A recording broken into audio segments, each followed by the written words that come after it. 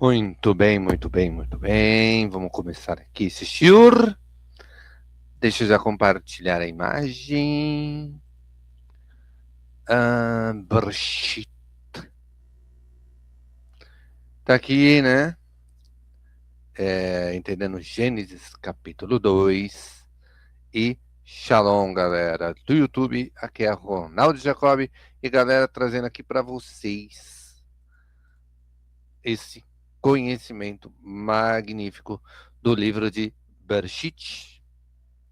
E a gente vai tratar algumas coisas, vamos relembrar algumas coisas do estilo passado, como também vamos relembrar agora, relembrar não, como também vamos aprender agora a respeito da, do sétimo dia. Então, hoje eu vim trazer aqui, através do estudo que eu estava fazendo sobre Bereshit, sobre Gênesis, e o que exatamente o texto ele está querendo ensinar as pessoas, ensinar o leitor de verdade. E eu vou dizer aqui, né, tá, que o texto não é um, um, não é uma interpretação alegórica, tá? O vídeo que eu estou fazendo não é confessional. Ah, isso é confessional, esse espantalho, né, que as pessoas usam para desqualificar o outro, ou seja, vai dizer que é um espantalho. Mas é um trabalho, sim, de exegese, né? E dentro da mentalidade do autor, tá? Eu não estou trazendo aqui interpretações posteriores que venham com o tempo, seja ela judaica, seja ela cristã, seja ela islâmica, ou seja lá qual for o tipo de interpretação que fizerem posteriormente. O meu objetivo é trazer o pshat, ou seja, aquilo que o autor realmente estava falando quando ele estava escrevendo o texto bíblico, ou seja, o que ele tinha na mente quando ele escrevia o Torá, né? E então eu vou passar exatamente o que ele tinha na mente e também tirar alguns equívocos a respeito como é que fala? A respeito de algumas alegações da crítica textual, tá? Hoje é dia 8 de Shivat de 5.786, ou 26 de janeiro de 2026 do calendário comum, e vamos começar aqui então o nosso Shiur Laila Tov, Rev Tov, Boker Tov. Não sei qual horário você está assistindo, então a gente vai aqui já começar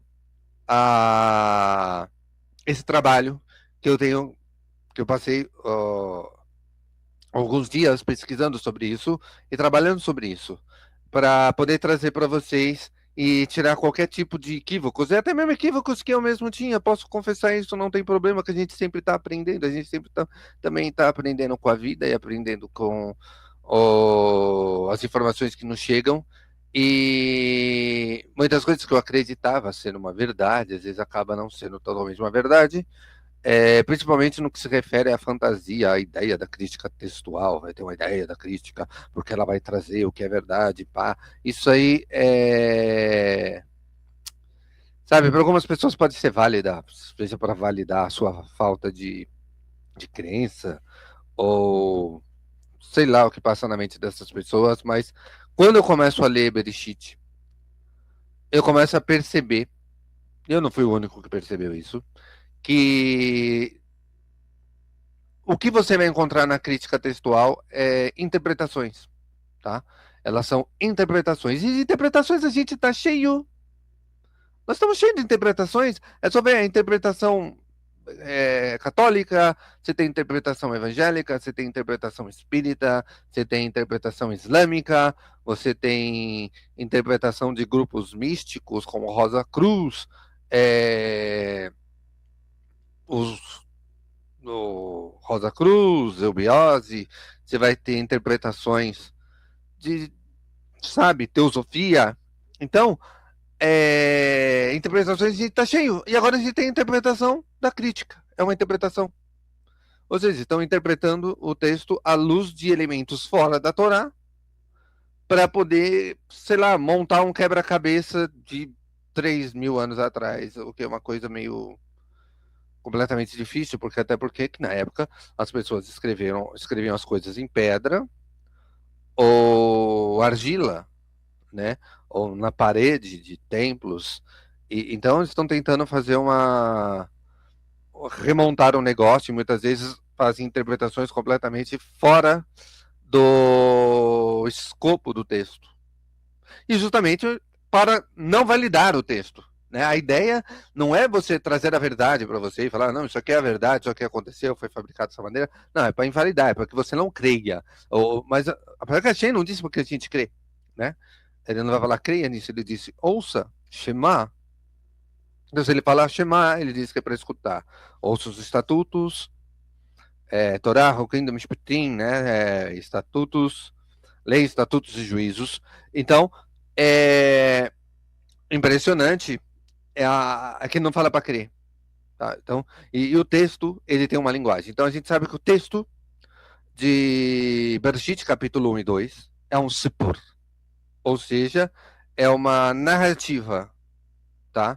E o que torna essa narrativa completamente uma estupidez intelectual, no caso, se for pegar o texto dentro do seu contexto histórico e literário, e aplicar isso a criacionismo, por exemplo. Porque o criacionismo, o mundo tem 6.000 anos, como que é? A gente não é fruto de evolução, a gente é fruto de criação, e quando a gente começa a ler o texto dentro do contexto e dentro da mentalidade do autor, né? A mentalidade de Moshe Rabbeinu, e conforme eu estou lendo o texto, realmente eu enxergo que é Moshe Rabbeinu que está escrevendo, não é. Se não é Moshe Rabbeinu, é um sacerdote que viveu exatamente na mesma época, tá? É alguém ali da família de Moshe, é alguém ali, pode ser até o próprio Aharon, tá? E outros escribas que haviam ali perto. Mas a pessoa que escreveu isso, ela estava dentro daquelas pessoas que saíram do Egito, tá? Mas não existe evidência da saída do Egito. Mentira. Existe evidências de 30 anos de expulsão de íxios no Egito. Ou seja, foi êxodos de 30 anos. O êxodo da Torá é só mais um entre muitos que ocorreram naquela região. A única diferença é que foi registrado. Né? Alguém pegou o texto e registrou. Mas não aconteceu como está escrito. A história antigamente ela não era contada exatamente como ela é contada hoje, tá? Então a história antigamente ela tinha como intuito passar épicos, tá? Exaltar ideias, tá? Em forma de versos e prosa. Então eles pegavam fato real e escreviam algo moral e ético ou teológico dentro daquela história real, tá? Então, e quem lesse, hoje as pessoas vão querer ler o negócio com o olhar de hoje, cometendo um grande, estúpido anacronismo, mas quando você pega o texto para ler ele, exatamente como se você tivesse lá atrás, dentro da mentalidade que eles entendiam o texto, eles entendiam toda a narrativa como uma verdade, tá? É um emet. É por isso que eu digo para vocês que quando lê a Torá, quando for aprender a Torá, quando for aprender a ler o texto, e principalmente o texto sem interpretações posteriores, você tem que ler com a mente de Emmet, ou seja, o que eles entendiam como verdade. E a verdade é a mensagem que está sendo passada e não a literalidade do texto. Quem vai ter a literalidade do texto acaba se perdendo dentro do próprio texto. Tá? Porque não era assim que eles escreviam e não era assim que eles liam histórias. E não é só a Torá que vai passar por isso, tá? Você vai ter Exíodo, Homero, você vai ter contos sírios, assíricos, você vai ter contos babilônicos, né, sumérios. Então, eles não escreviam a história exatamente como ela aconteceu, mas eles contavam histórias que pudessem passar uma mensagem através dos atos e feitos de uma pessoa real, tá? Então, muitas vezes, ele vai trazer ali simbolismos, vai trazer ali, como é que fala? É, dentro desse Sipur, eles vão trazer símbolos, conceitos e o objetivo é te passar uma ideia moral, ética ou teológica, tá? como eu disse, assim, às vezes a gente usa como exemplo os Midrash, a Haggadah. Só que a Haggadah ela é uma interpretação das escrituras. O Sipur não é. O Sipur ele não está se baseando dentro de uma interpretação bíblica. Ele está se escrevendo uma narrativa.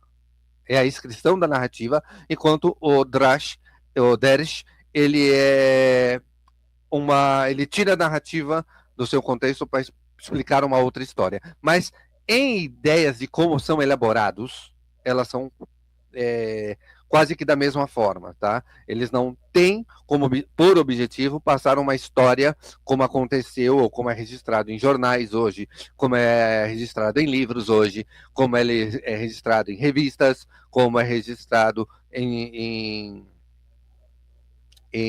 jornais na TV, que você tá ali e tá assistindo o negócio. Não era assim que funcionava naquela época, tá? O que funcionava é algo muito parecido com o que acontece em filmes, tá? Então você tem um fato real, tipo terror em MTV, e o cara chega lá e você vai ver a história no livro do que aconteceu, e você vai ver o que tá no filme, e você vai falar, caramba, eles modificaram o filme. O relato que tá escrito no livro não é esse, tá? Você tem outro livro, um livro e um filme chamado Fogo no Céu, que é a abdução do Travis Walton por um OVNI. E ele conta um relato, e o filme que passa em Hollywood conta a história dele, mas completamente diferente daquilo que foi estabelecido dentro da própria obra e dentro do testemunho dele, ou seja, como testemunho. E a gente não diz que a história do Fogo dos Céus, por exemplo, é uma mentira. Não, aquilo aconteceu, mas não como está no filme, tá? Então, é assim que eles entendiam as obras antigamente. As coisas aconteceram, mas não exatamente como estão escrito. O que está escrito está querendo te passar uma mensagem, e quem lesse isso naquele período ia entender exatamente o que a mensagem está dizendo. Eles entendiam a história dessa maneira. Então a gente tem que ler a história baseado na mente deles e não na nossa. Como se você, isso é muito fácil para qualquer judeu, é só imaginar que você está há 3.000 anos atrás. Nós temos toda a história dentro da nossa mente. Tudo é passado. Você ouviu isso dos seus avós, você ouviu isso dos rabinos, você abriu a revista Morachá e tinha um artigo lá falando sobre isso. Você viu vídeos na internet sobre isso. Então existe uma gama de coisas que faz a gente ter a memória do passado, e ela é contada exatamente como o autor queria passar. Tá? Então, o que é importante? A história aconteceu? Ela aconteceu. Ela exatamente aconteceu como está escrito? Não, ela não aconteceu exatamente como está escrito. Então, por que ela está escrita? Porque ela quer te passar uma mensagem. Tá? A Shen, quando vai inspirar o autor, ele quer passar uma mensagem. E o que é a inspiração divina? Chegou ali o Espírito Santo, né, cristão, e começou, sei lá, a soprar na orelha do leitor, de Moshe Rabbeinu, ou de algum escriba. Não, não foi um sofer. O sofer não estava ali ouvindo uma entidade conversando com ele, ou uma divindade conversando com ele. A inspiração, ela vem justamente, isso é muito explicado, você vai ter um livro fabuloso para explicar sobre isso, que é um livro de Cabala, acho que Introdução à Cabala, e ele vai dizer o seguinte, que a inspiração divina é quando a pessoa se tem um impulso de escrever algo. Ou ela tem um impulso de fazer um poema, de fazer uma música. Quando ela tem um impulso de falar algo. Então é uma inspiração divina, ela está sendo impulsionada, ela não consegue ficar quieta, ela tem que falar, ela tem que escrever, ela tem que criar uma música. É uma inspiração, ela se sente inspirada. E o Teva vai falar, a introdução à Cabala, ela vai dizer o seguinte, que quando se desce, por exemplo, a inspiração divina para Beethoven compor a nona sinfonia. Então, é uma inspiração, não é inspiração, desculpa, eu errei. Quando o Beethoven, ele fica inspirado para escrever a nona sinfonia, ele sente uma inspiração. Então, isso é o que é inspiração divina. É quando a inspiração não é para escrever a nona sinfonia. Tá? A nona sinfonia não é divina. Eu até cometi um erro ao falar por causa do pensamento rápido. Quando ele se sente inspirado a fazer a nona sinfonia, o autor bíblico, o autor do Torá, se sente impulsionado a escrever um texto. Da mesma maneira. Só que por que é uma inspiração divina? Porque ele está falando de coisas divinas, não de coisas normais, de coisas profanas, tá? Ele está falando de coisas divinas. Ele está falando de coisas do ramo daquilo que é celeste, do celestial, do divino, do maravilhoso. Por isso é uma inspiração divina, diferente de uma inspiração comum, como a de Beethoven, inspiração divina, como a de Moshe. Então ele se sente inspirado a falar e a compor Bereshit, Vaikra, Shemot, Bamidbar, Aleph Samuel, Beit Samuel, Divrei Hayamim, Aleph Beit, Ishayahu se sente inspirado, os alunos de Ishayahu se sentem inspirados para completar a obra do seu mestre. Você tem Yirmiyahu, ele mesmo fala dentro das escrituras, dentro da Tanar, que ele se sente inspirado. Enquanto ele falava, o Sofer, que era Tobia, copiava. Então, mesmo pode ter ocorrido com Moshe. Moshe não escreveu, pode ser um escriba escutando ele. O escriba está escutando, ele está escrevendo. Era o papel do escriba. E o escriba era Levi, era um sacerdote, então ele tinha essa parte legal, tá? Então, o que nós temos, então, aqui, dentro de Bereshit, não é uma obra de Sipur, tá? É uma obra de narrativas. E ela tem como intuito te ensinar algo e também ser usado para a hermenêutica posteriormente, tá? Ele é escrito para todas as gerações. Todas as gerações vão ler o texto da Torá à luz do seu tempo, que é entre as interpretações hermenêuticas futuras, tá?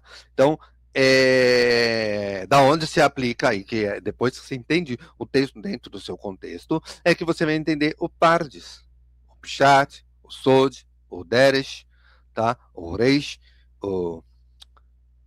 Então, você vai ter o domínio da leitura, ou seja, eu sei que Moshe queria dizer isso, mas também em uma Haggadah eu posso te ensinar isso. Então você vai ter a sabedoria de Moshe e também vai ter a sabedoria dos nossos sábios.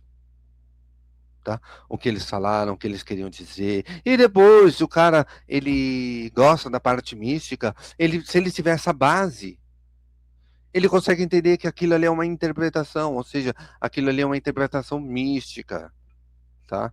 É uma parte mística, que vai te ensinar algo místico, algo que está oculto, através daquilo que é revelado, tá? Então, essa revelação, ela não é uma mágica, ela é uma percepção que a pessoa tem na hora, ou seja, vem da cabeça dela, não vem de Ruach HaKodesh, e ela acaba interpretando o texto, pega um texto ali e vai falar, aqui é uma suposição, pode estar falando indiretamente de reencarnação, e o cara vai e coloca aquilo ali. O problema desse tipo de interpretação é que o cristianismo surge disso, tá? Que vai surgir, então, aquela doutrina cristã da cristologia, que é você olhar para a Tanar e achar o Jesus dentro da Tanar. É a mesma coisa de tentar achar algo místico e oculto dentro da Tanar. Tá? Então, esse tipo de interpretações, ela tem que seguir o método da Torá. Tá? Se extrapolar o método da Torá, a pessoa acaba se tornando um kofer. Tá? E isso é triste e problemático. Então, ninguém quer ser um kofer. Então, tem um limite para até onde a imaginação ela pode chegar, tá bom? Então, vamos começar aqui a leitura de Bereshit. Tá? Primeiro, eu quero lembrar vocês, no shiur passado, que Tselem representa autoridade. Isso se vê em todo o texto seguinte, tá? Então, Tselem e Demut, imagem e semelhança, o homem foi criado. Ali vai falar do poder, tá? Do poder, o domínio que o homem tem sobre a natureza, porque isso é falado em todo o texto seguinte, que o homem vai dominar os peixes do mar, os animais sobre a terra, as aves no céu, e todas as coisas seriam entregues a ele, ou seja, o homem teria poder. Tá? Então, isso é a ideia do Tselen. Nós somos a imagem de Deus, porque nós temos poder. É a imagem que um rei tem. Então, o rei ele tem uma imagem. Qual é a imagem do rei? Um cara de coroa com a barba. Não, a imagem do poder, a imagem da realeza, a imagem do domínio sobre seu território feudal. É isso que o texto está querendo explicar para a gente sobre Tselen. Então, isso eu explico no senhor passado. É só acessar lá o vídeo Gênesis capítulo 1 e a gente vai ver exatamente essa parte aí do Tselen e Demut, tá? Imagem e semelhança. Agora a gente vai começar aqui, porque o shiur de hoje, mais importante, é a gente ler o...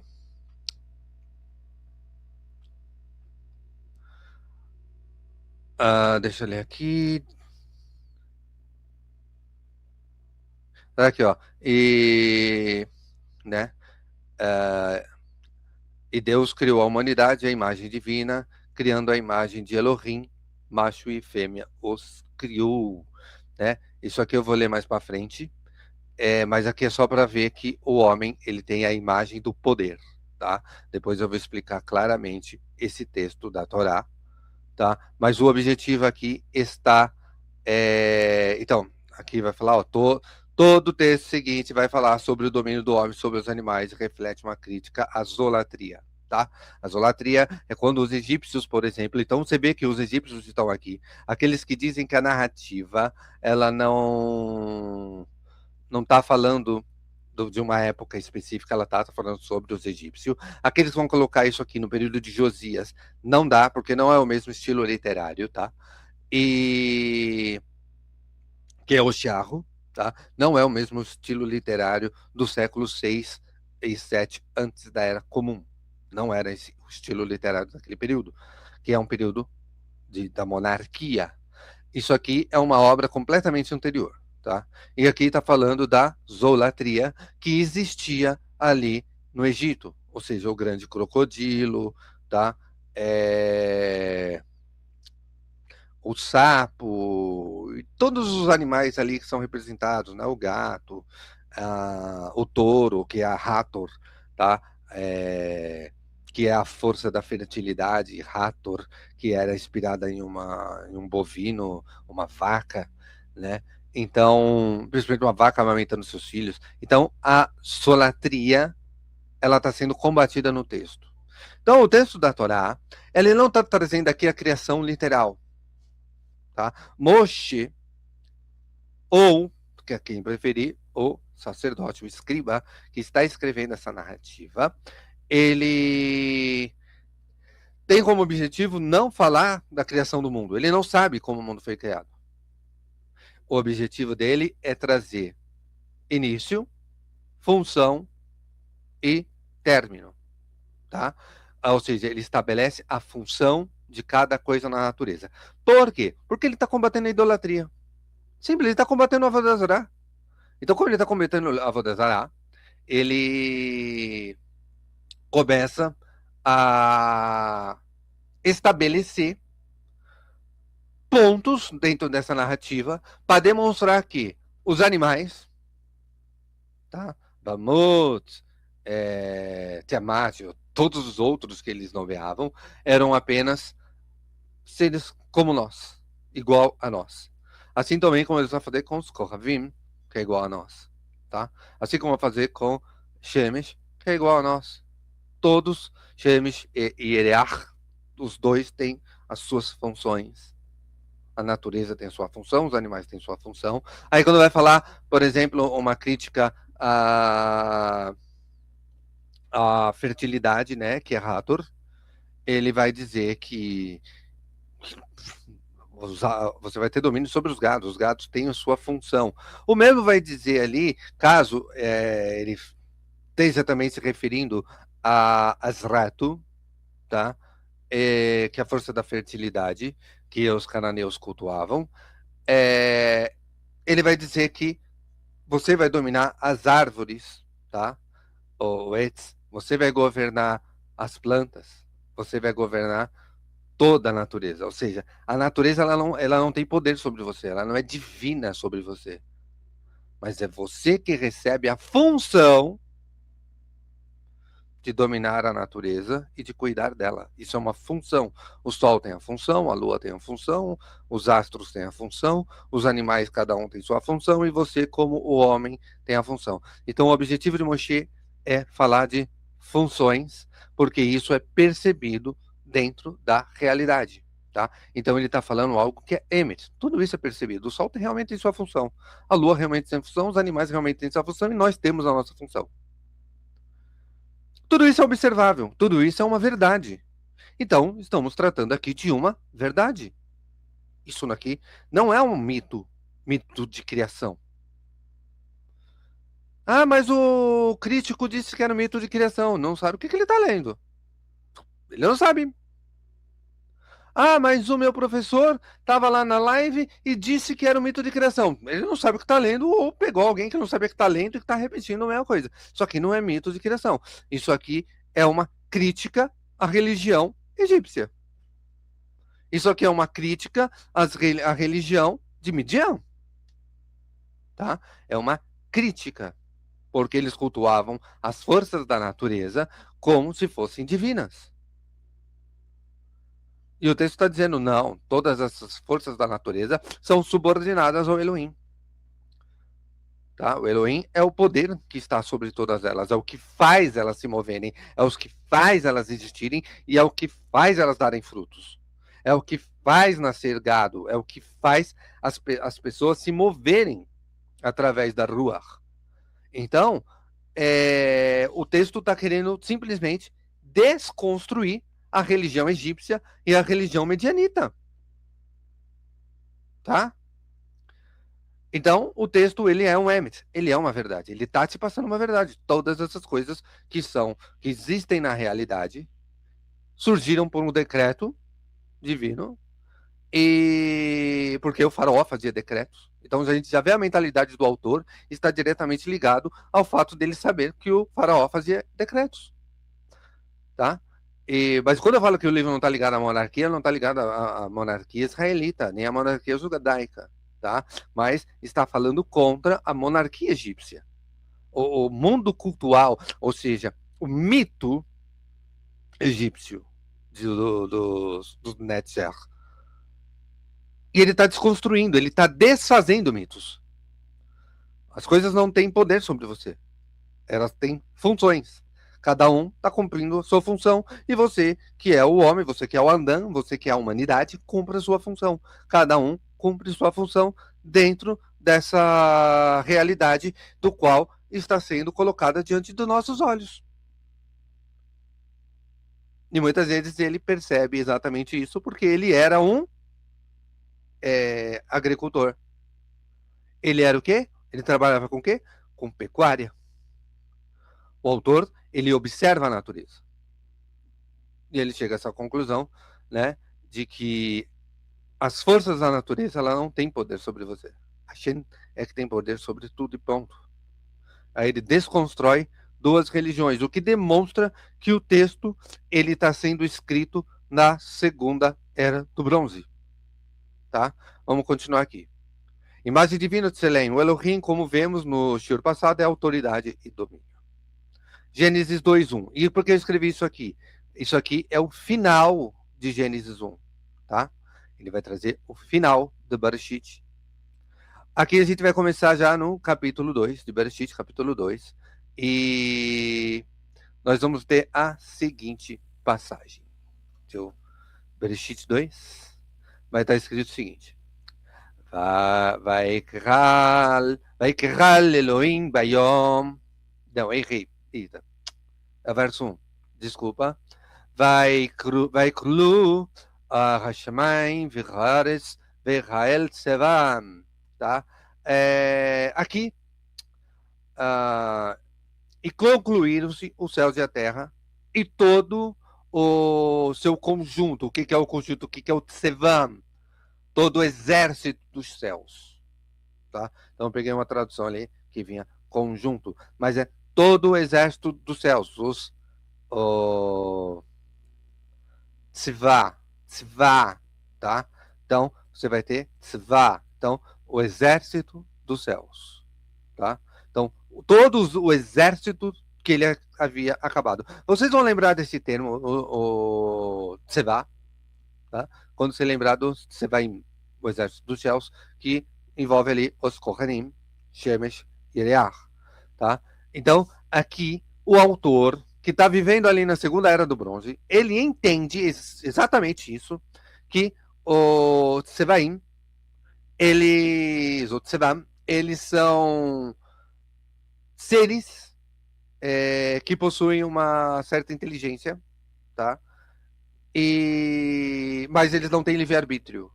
Sobre eles é imposto, decretado a sua função. Tá? Então, ele está pegando o Tsevaim e está dizendo, gente, isso não são o exército dos céus, os Tsevaim, tá? Eles não são divinos, tá? Mas eles estão ali porque a partir daquele momento se concluía o propósito da criação. Ou seja, o propósito do porquê tudo isso existe. Tá? O termo criação, ele aparece justamente no texto por causa, muitas vezes, de inferência de religiões alternativas, como Enuma Elish, né? Ou mitos egípcios, que vai trazer a criação através da luta de Anu e Tiamat, tá? E através de conflitos entre o caos e a organização. O autor, ele está desfazendo mitos. Então, ele não está escrevendo um mito de criação como a crítica textual ela costuma dizer. Por quê? Porque eles estão pegando a mentalidade de outro povo e aplicando no nosso. Sabe? Não bate. O nosso é uma desconstrução. Então, não está se escrevendo um mito criativo. Está se escrevendo uma narrativa que vai nos trazer a ideia de que cada coisa que era adorada como um Eilim, cada uma dessas coisas, elas têm apenas um propósito. Tá? Não são divinas. Elas têm propósito. Ah, mas o local que elas estão é no Eles, lá no alto. Sim, mas tudo aquilo surgiu por decreto. Nada daquilo existia antes. Então, nada daquilo é eterno, nada daquilo é um Elim. Tá? Então, se a pessoa pega e fala que aquele Elim ele é divino, então ali é um Elohim Arehim, é um Deus de não é um Deus verdadeiro, tá? O Elohim Arehim não é um Deus verdadeiro. Por quê? Porque ele é criado. Ele é observável. Nós podemos vê-lo, tá? E eles são como nós, eles estão cumprindo funções. E estão cumprindo funções, não são divinos, mas são servos. Servos cumprem função. É uma questão básica de se olhar na Idade do Bronze e saber o que é um servo cumprindo função e o que é um rei sentado num trono. E aqueles seres estão trabalhando, então eles não são. Eles estão cumprindo a ordem de alguém, então eles não são Elohim, eles não são Elohim, eles não são Elim. Aí eu falo do plural quantitativo, quando eu falo Elohim, plural quantitativo, tá? Eles não são. Quem é?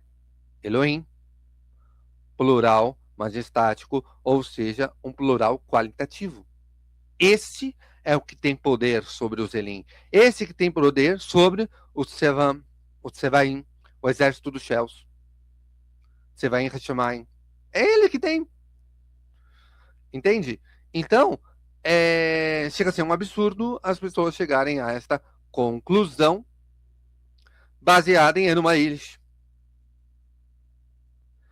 Enuma Elish tinha um mito criativo, então o livro de Gênesis é um livro criativo. Você está completamente errado, isso aqui não é um mito. Isso aqui é um Sipur, tá? É uma narrativa e não está falando da criação. Está falando que tudo que existe tem um propósito. Tudo que existe dentro desse mundo tem um propósito. Tá bom? Então aqui a gente entendeu o Tsevaim. Eu podia até ter corrigido aqui e colocado Exército dos Céus. Mas eu não prestei atenção na hora, tá? É que a gente vai escrevendo, a ideia vai rolando e aconteceu.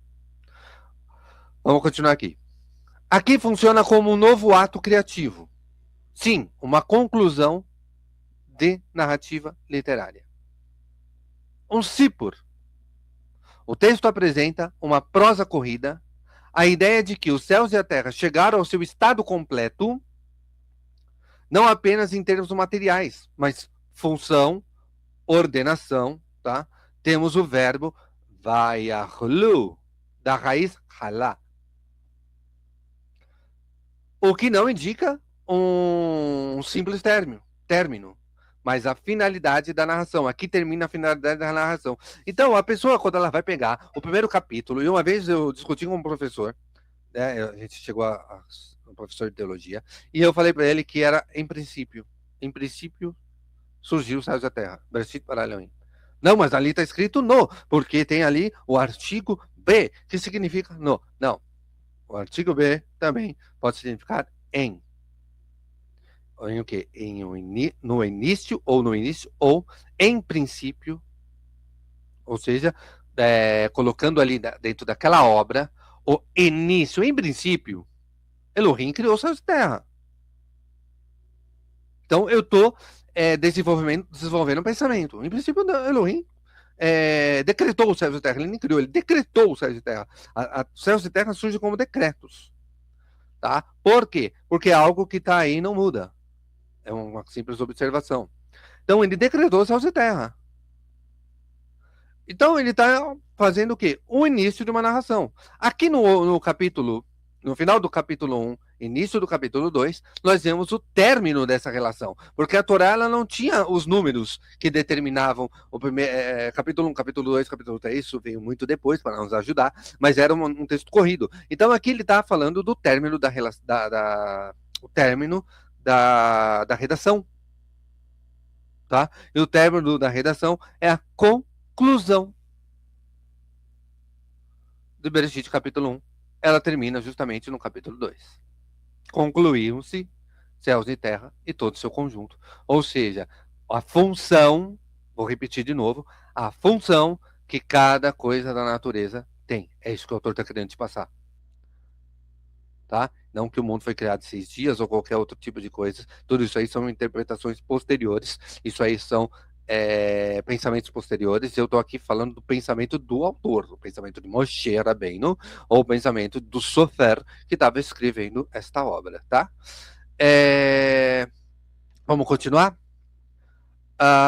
Gênesis traz um merismo, resumo retórico que expressa a totalidade por meio de tudo. A expressão final e todo o seu exército, tá? Vechal Tsavam. Tsevá, exército. Tsevá Israel. Não surge um exército, não sugere um exército militar,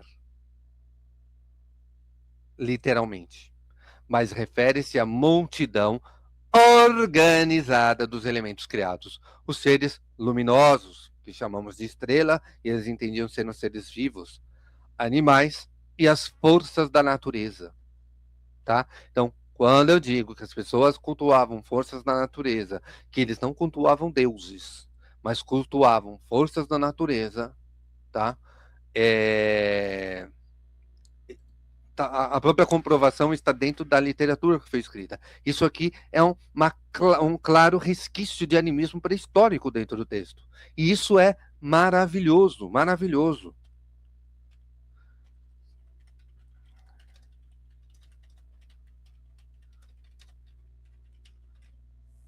Deixa eu responder um negócio aqui. Tá? Então, isso aqui são forças da natureza. Koar Hatevá. força da natureza. Koach HaTevá, elas são criadas e não podem ser adoradas, não podem ser cultuadas. Cultuar isso é Avodah Zará. E tem um tratado no Talmud, que é o Tratado de Avodah Zará, que ele vai falar exatamente que isso faz parte dos mandamentos proibitivos da Torá. Tá? Então, os mandamentos proibitivos, eles se encontram justamente ali para quem quiser aprender. E eu vou trazer isso aqui uma hora nesse canal sobre Avodah Zará. Tá? Então, cultuar o exército dos céus é um Avodah Zará. Nós não podemos fazer isso, ainda que os outros povos o façam. E quando os outros povos o façam, não cabe a nós corrigi-los. Tá? Por quê? Porque o Eterno entregou isso aos povos. Então, eles seguem o que eles acham melhor. E as coisas só vão mudar no dia de Mashiach, quando o Mashiach vier, e todos reconhecerem a Mashiach, todos reconhecerem que Hashem é um. Naquele dia, então, tudo será resolvido. Mas no momento a gente está aqui no Olam Hazé, e dentro do Olam Hazé nós não temos que se meter com a religião dos outros. E a gente não vai fazer proselitismo depois. Eles vão ver, eles vão entender, eles vão se apaixonar, eles vão gostar, eles vão vir, porque estão vendo que é o correto. Tá? Então, essa é a ideia. Essa é a ideia de Shayahu. Essa é a ideia de Ermiahu. Essa é a ideia dos nossos navios. Tá? Que todos venham, tá? Porque está escrito lá, nos últimos dias virão 10 judeus, 10 gentios, 10 goim, pegarão no sítio de um judeu e dirão, vamos para o monte do Senhor, porque lá está a sua Torá. Exatamente, eles vão vir. Então, não cabe a nós chegar e atacá-los, quebrar as suas imagens, dizer que eles estão errados, ou chegar diante do cara e dizer, não, vocês estão fazendo milagre por causa da força da impureza, que é o mesmo do evangélico chegar e falar que está fazendo milagre por causa de Satanás. Isso é extremamente ofensivo. Tá? Simplesmente as coisas são do jeito que são e nós temos que nos preocupar conosco. Tá? Primeiro a gente observa as mitzvahs. Primeiro a gente observa e entende o texto. E não ficar preocupado com o que o outro está pensando. Tá? E eu sei que ultimamente, por causa do messianismo, a gente acaba tendo uma ideia antimissionária. Mas, gente, o negócio está aí e não tem o que fazer. Tá? O que a gente pode fazer? Educar. Educar. Passar. É assim. O texto é ser lido assim. É passar. Não ficar mais confrontando. Não tem mais o que fazer. E temos que dar graças a Deus. O Rabino ele estava falando uma coisa interessante, que que antes nos perseguiam, hoje querem ser como nós. Então, ainda que tenha algo ali que você não concorde, é melhor o cara com filo semitismo do que com antissemitismo. Então, deixa o cara tá lá, sabe? Cara, tem um monte de gente que estava nesse caminho e acabou fazendo uma conversão sincera depois. Acabou vindo pro judaísmo completamente. E se integrar na nossa comunidade, a comunidade de Israel. Então a gente não tem sabe, deixa a gente fazer o trabalho. A gente tentou, não conseguiu, teve tantos tinha sites aí de antimissionários, desapareceram. Tinha outros rabinos falando sobre isso, e cada vez mais tem uma comunidade messiânica ali, outra comunidade messiânica lá, e não tem o que fazer. O mesmo eu falo do Bnei Anusim, uma comunidade anuncita aqui, uma comunidade anuncita lá. Bom, né?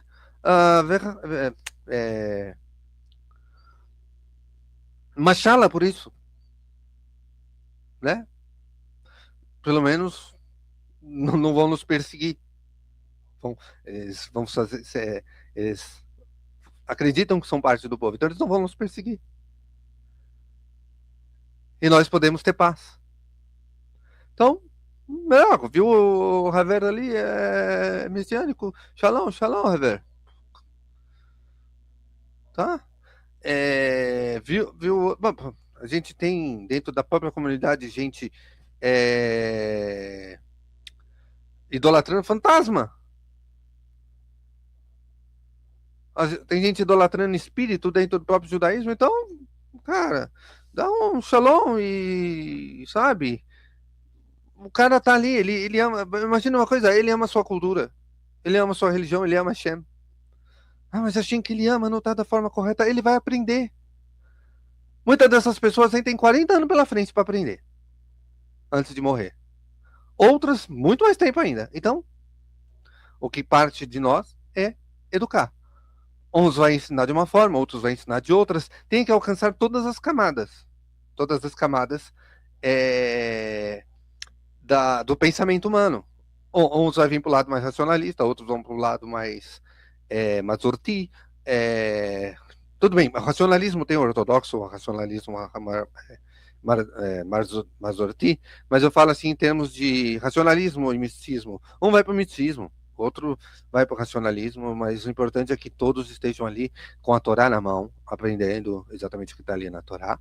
E o importante é que cada um deles não nos veja como as pessoas que devem morrer porque não aceitou Yeshua como seu Messias. Porque eles têm uma teologia dizendo que nos últimos dias todo mundo vai aceitar. Então, eles não vão mexer com você. Você vai ter paz finalmente. Você vai ter paz. Ah, mas tem gente da nossa comunidade saindo para lá. A culpa é nossa, porque ninguém senta para ensinar. A culpa é nossa, porque ninguém senta para falar. Então a culpa é nossa. Não se senta lá com os filhos e começa, não, filho, olha aqui, o texto é dessa maneira, o texto não queria dizer o que estão dizendo. Não, ao contrário.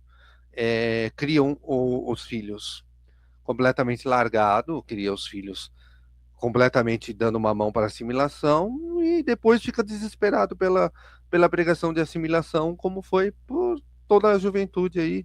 E é uma coisa que eu tenho ouvido desde os 18 anos. Ah, assimilação, assimilação, assimilação. Né? Então, você pode cortar a assimilação justamente educando. E estas palavras escreverei,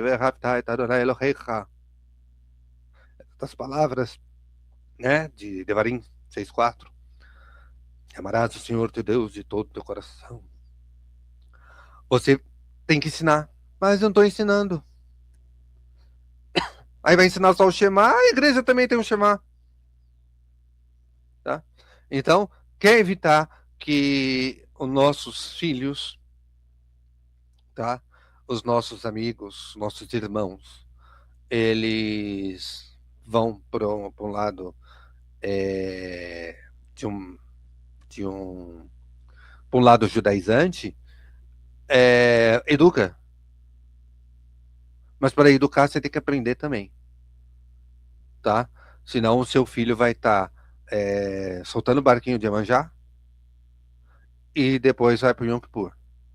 Por quê? Faltou educação. Faltou ele entender quem é o Elohim e ter medo de Elohim, tá?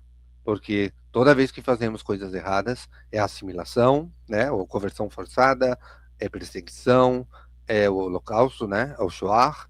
Então, a gente tem que se livrar disso, tá? E como se livra disso? Lendo a Torá. E o que a Torá vai fazer? Uma limpeza. Ela vai limpar você. Ela vai tirar tudo aquilo que foi enfiado dentro da sua cabeça por todo o tempo que você foi educado para acabar com mitos e entender que todas essas coisas são funções. Inclusive, Or Haganus, tinha sua função. Trazer a organização. E quando a pessoa entende que vai trazer a organização, você entende que Or Haganus não é Mashiach. Não é literalmente Mashiach que tá ali, não. Não é uma forma da Trindade, uma terceira pessoa da. Não é uma terceira pessoa da Trindade que está ali, tá? Então, o Arcaganus é apenas a ideia do autor para falar de uma função. Função do quê? De, a partir do caos, organizar as coisas. Ou seja, dar propósito à criação. Tá? Amém, amém? Vamos continuar aqui. Os Bene Elohim, literalmente, são filhos de Elohim. Designa no nível da língua seres pertencentes a uma esfera superior ou associado ao domínio divino, tá? ou seja, o Tsevaim, sem que o texto, por si só, defina ontologicamente sua natureza. Já Tseva, quando aplicada aos céus, refere-se ao conjunto organizado de elementos, especialmente seres celestes, os Bnei Elohim, mas também, por extensão, tudo aquilo que compõe um sistema ordenado sem implicar pessoalidade. Ou seja, ele, para evitar a idolatria e colocar a pessoalidade, ou seja, o seu Elohim pessoal, o seu divino pessoal, baseado nas forças da natureza, tá? O que ele vai fazer? Para que você não tenha o Koar Hatevá como um ser sagrado, que você tem que levar sacrifícios a ele e prestar serviço religioso. Por que você não pode fazer isso para o Koar Hatevá? Isso é simples. Você não pode fazer isso porque todas essas coisas surgiram por decretos para uma função. Simples. É isso que Moshe Rabbeinu está tentando nos ensinar com esse texto. Mas eu não acredito que foi Moshe Rabbeinu. O Sofer. O Sofer que escreveu essa obra. Não vai mudar nada. Não vai mudar nada, tá? Porque a gente não cultua Moshe Rabbeinu. A gente só tem um respeito. Tá? Continuando aqui. Então, o autor ele tira toda a pessoalidade dos Tsevaim ou Tsevam. Tá? Ele tira toda a personalidade. Não tem mais personalidade. Isso aí. Esquece esse negócio. Para de ficar se preocupando com a personalidade daquele Tsevaim, que ele só está cumprindo uma função. Tá? O autor utiliza uma linguagem conhecida no ambiente semítico, levantino, mas esvaziada de qualquer noção de divindade cósmica. Vocês entendem aqui, quando eu vou falar de divindade cósmica, que não é divindade espiritual? Não está falando de mundo espiritual, mundo paralelo, mundo invisível. Está falando de cosmos. Está falando de Shemaim. Tá? Algo que está acima das nossas cabeças. Então, quando eu digo isso, eu não estou errado. Eu não estou mentindo. Eu não estou inventando coisas. Tá? Quando eu digo que são cosmos, é porque toda a ideia e mentalidade dos hebreus antigos, dos nossos antepassados, é voltada única e exclusivamente ao culto às forças da natureza, que é uma ideia que vem da pré-história. E não uma ideia que vem da Grécia. Tem pré-Grécia e pós-Grécia, né? Então, não é uma ideia que vem do pós-Grécia. Tá? É uma ideia muito mais primitiva, muito mais anterior ao entendimento sobre os Kohavim. Tá? Os Tsevaim Reshemaim, tá? O exército dos céus. Tá? Então, é uma ideia completamente baseada dentro da cosmologia cultural do Oriente Médio. E a África também, contando ali. Né? O Egito. Muitas vezes, quando a gente fala Oriente Médio, também inclua o Egito no meio, tá? De uma forma meio didática, não de uma forma completamente correta para depois ficar. Ai, mas o Egito fica na África. Sabe, eu ouvi esse tipo de loucura, a pessoa não quer entender o que você está querendo dizer, que são as pessoas daquela região, tá? Mas esvaziada de qualquer noção de divindade cósmica, os Kohavim, por exemplo, não são divinos ou deuses, mas parte do exército subordinado a Hashem. Ou seja, eles não são luzes do dia, eles não são seres humanos, bonequinhos que estão sentados no céu governando a natureza como era Zeus, Poseidon, Hades. Não. Eles são literalmente, nós vemos isso em Enuma Elish, que eles são literalmente as forças da natureza. Estava tendo ali uma passeata bolsonarista, e de repente caiu um raio, tá? Para um helênico, Zeus mandou um raio. E é isso que as pessoas disseram, Deus mandou um raio para eles. Para o pessoal que estava ali na Suméria, Acádia ou Canaã, o Baal, Hadad, caiu sobre ele. É Baal Hadad, caindo sobre ele. Tá? Por quê? Porque fazia parte da chuva. Então, o que caía literalmente era o Baal Hadad. Tá? Isso, o texto, dentro do seu contexto, dentro da cosmologia do Oriente Próximo. Tá? Isso a gente vai estudar em antropologia religiosa. Tá? Fazendo o... Então, todo o exército dos céus, Tsevaim ou Tsevam, eles são subordinados a Hashem, não são divinos, são subordinados a Hashem. O autor está fazendo, ou seja, fazendo uma contra-teologia a Enuma Elish e a mitologia egípcia. Onde Anu tinha 70 filhos e os Netjuns, que representavam forças da natureza, aspectos da vida e os princípios cósmicos no Egito. Então a gente vê que o autor ele está inserido dentro dessa cosmologia religiosa. Netjar significa força, algo que manifesta autoridade cósmica ou realeza. O fato do cósmico, o cosmos, tá, dentro do pensamento deles, é completa influência egípcia. Netjar significa força, algo que se manifesta com autoridade cósmica ou realeza, uma manifestação de poder que podia expressar em múltiplas formas, ligado à ideia de autoridade cósmica, legitimidade do faraó, e que era considerada a encarnação viva de um Netjar, de uma força da natureza. Então, a manifestação do ser divino que se manifesta de diversas formas. Essa ideia, esse conceito, ele existe até hoje, esse conceito também vai aparecer ali nos conceitos místicos, tá? Da teosofia, Rosa Cruz, etc. Tal, que Deus se manifesta de diversas formas. Inclusive, essa mesma ideia ela vai se manifestar no cristianismo, onde Deus se manifesta através de Jesus. Exatamente como o faraó é a manifestação de um Netjar. Tá? É pura influência da cultura egípcia. E o mais interessante é que o Evangelho de Mateus, ele é escrito aonde? No Egito, em Alexandria. Tá? Então, a gente tem essa ideia egípcia e Moshe Rabbeinu, ele conhecendo bem o autor que estava ali no Egito, ele conhecia muito bem a religião egípcia e ele cria então uma contra-teologia desmontando completamente qualquer ideia de que os Netjar são divinos. Ele está combatendo. E ele está escrevendo isso para quem? Para as pessoas que moravam no Egito e compreendiam esse tipo de linguagem. É uma linguagem tipicamente egípcia.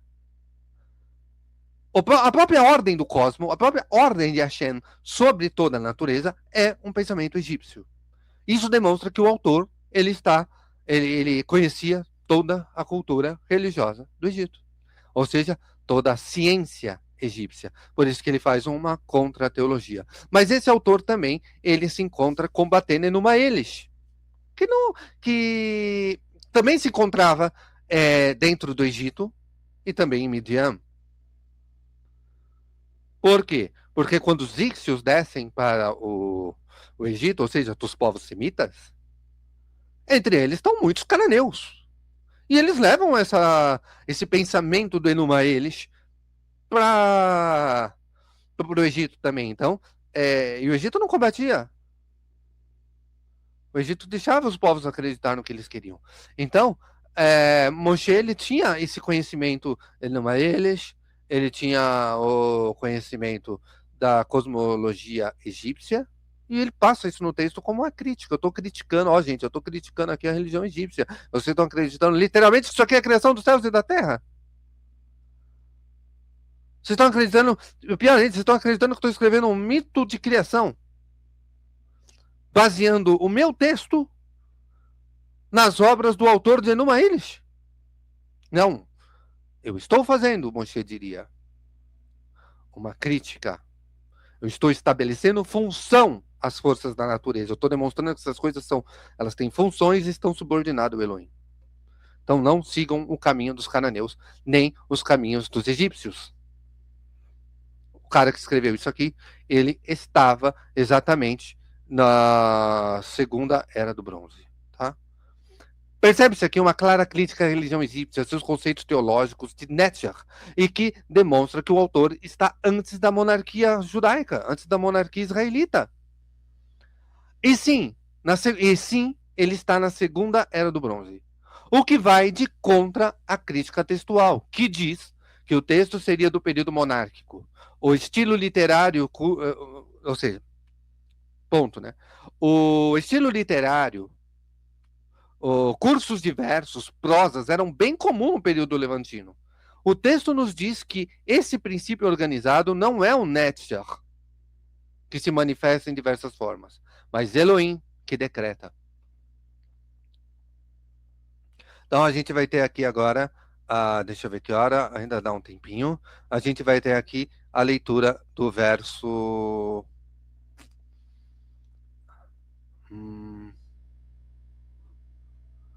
Aí o verso 2:2 vai dizer o seguinte, tá? Vaychal Elohim bayom al hashevi melachto asher asa veishbot bayom hashevi michelachto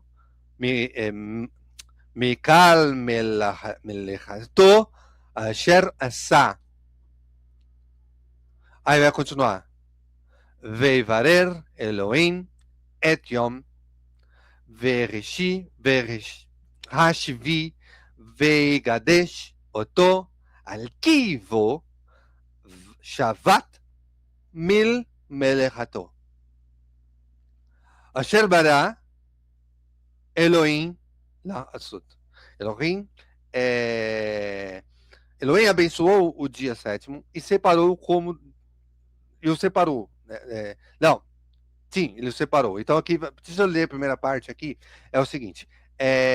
Vaihal, e havendo acabado Elohim o sétimo dia, Melechato, a sua obra, que a tinha feito, tá? Descansou no dia sétimo de toda a sua obra. Mikal Melechato, que tinha, então, descansou da obra, ele cessou a obra que ele tinha feito. Tá? Então ali o autor vai passar um término.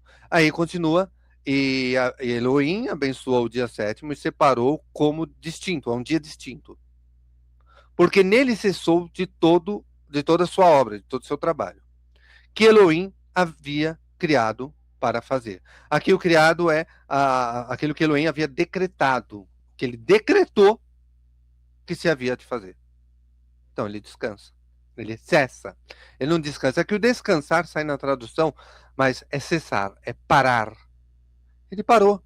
Já não precisa mais da necessidade de ficar decretando sobre os céus e a terra.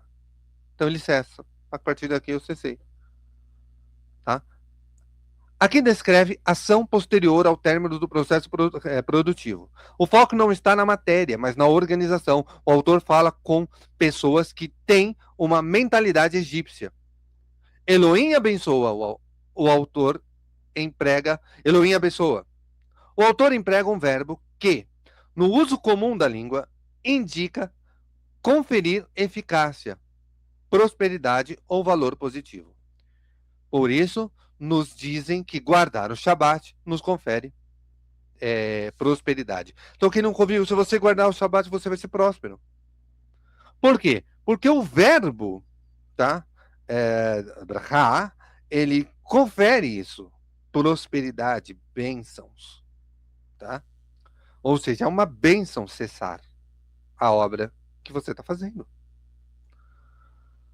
Quando afirma que o dia é separado ou tornado distinto, o autor utiliza um termo que, em outro contexto, designa a retirada de algo do uso comum para uma função específica, ou seja, tira do profano e manda para o sagrado.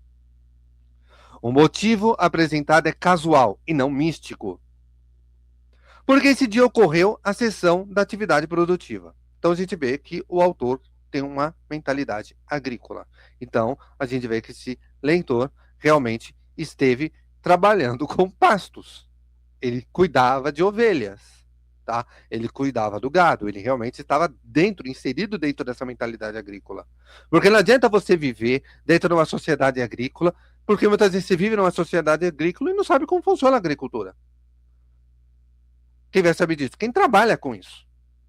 Você só sabe que ali tem e ali produz.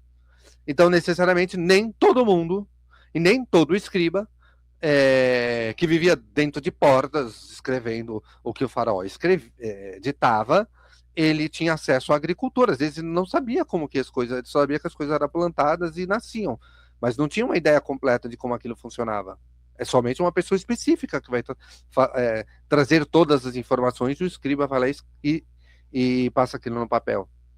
Nesse caso, quem está escrevendo isso aqui teve contato com pecuária e teve um contato com a lavoura, tá? O verbo cessar não sugere fadiga. Então, quando vocês ouvem lá a pessoa que entra numa live, ela sai falando: esse Deus é humano, ele cansa. O cara não sabe o que ele está lendo. Não sugere fadiga, mas interrupção deliberada de um processo já concluído. Você concluiu o processo, você para. Terminou de pintar um quadro, você não precisa continuar pintando ele. Indicando que o trabalho atingiu seu objetivo e, portanto, não precisa continuar. Aqui vamos à mentalidade agrícola do autor. Percebemos que o autor se refere à produção ocorridas em Gênesis 1 e 3, quando diz: haja luz, haja organização. No começo, o desenvolvimento e encerramento, assim como na lógica do autor, o sétimo dia funciona como um marcador estrutural de tempo, estabelecendo um ritmo entre a ação e a interrupção, a produção e a pausa, sinalizando que o mundo descrito anteriormente não é um fluxo caótico contínuo, mas um sistema ordenado que até o tempo é organizado por ciclos definidos. Vocês entenderam? Ele está falando sobre funções, inclusive sobre a função do tempo. Ai, mas se Deus criou o tempo, onde está Deus? Se tudo foi criado, Deus está dentro do tempo. Não, ele colocou função no tempo. O texto está dizendo que ele pôs função para o tempo. O tempo tem essa função. É isso que o autor está querendo dizer. Para dias, anos, ou seja, para dias, meses e anos. Para isso funciona o tempo. Para você calcular a hora que você vai trabalhar, a hora que você vai cessar. É para isso que funciona o tempo. É isso que o autor está dizendo. E as pessoas, elas vão lá e complicam. Elas colocam um negócio, não, mas olha, é que Deus, se Deus ele é onipresente, unipoente, sei lá qual os termos gregos que é usado para isso, ele vai dizer, então esse Deus, ele está preso no tempo. Cara, ou seja, essa pessoa, ela não sabe o que ela está lendo, ela não leu as escrituras. Ela só abre a boca para falar, sei lá, né? E eu acredito que a Bíblia cristã, ela também não sei, mas eu acho que ela deve trazer essa ideia de que essa ideia de criação de tempo. Mas o Elohim está dizendo, eu fiz um decreto. O tempo é um decreto. Foi decretado que haveria um tempo e um cessar. Por quê? Porque o autor está passando que tudo que tem na natureza, inclusive o tempo, tem a sua função. Tá? Então, esquece qualquer coisa que vai falar de... Como chama aquele negócio que os evangélicos falam? Não sei o que lá, inteligente, criação inteligente, alguma coisa assim. Eles... Design inteligente, esquece isso aí. Porque se o design inteligente ele é baseado em Bereshit, capítulo 1 e 2, então ele não é baseado em nada. Ele é baseado em interpretações. Porque o texto está dizendo que o texto está combatendo religião egípcia, o texto está combatendo religião cananeia, medianita, o texto está combatendo um mito, tá? E o tempo ele não está estabelecendo uma criação, ele está estabelecendo que a Shem decreta e a natureza obedece. Ele é o rei. Quando ele decreta, as coisas surgem. É isso que ele está dizendo. Como o faraó. O faraó decreta a construção da pirâmide e as pirâmides surgem. Tá? E ele está estabelecendo funções, inclusive para o tempo. Ou seja, Cronos não deve ser adorado, porque Cronos, ele é submisso, ou seja, sujeito ao Elohim. É isso que o autor está querendo dizer. Ele está combatendo uma teologia. Na mente do autor, cessar do trabalho não é feriado ocasional, nem uma pausa ritual esporádica, mas um elemento estrutural do próprio tempo, derivado da conclusão de uma obra completa. Tá? Então, já estamos aqui em 1h13, a gente vai continuar esse vídeo. Eu vou lembrar que eu parei aqui na parte da obra completa. Tá? Uma obra completa. Cadê? Tá aqui. Aqui, uma obra completa. Eu parei aqui. Tá? Então, a gente vai continuar no próximo shiur. Quem assistir, deixa um comentário, deixa um gostei, compartilha, tá?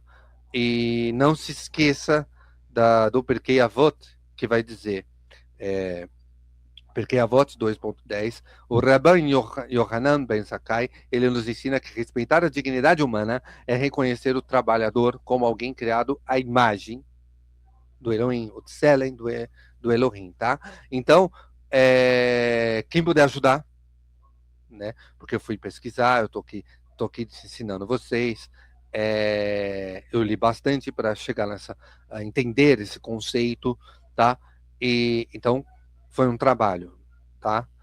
Então, quem quiser ajudar, tá aí meu Pix, ronaldojacob2@hotmail.com.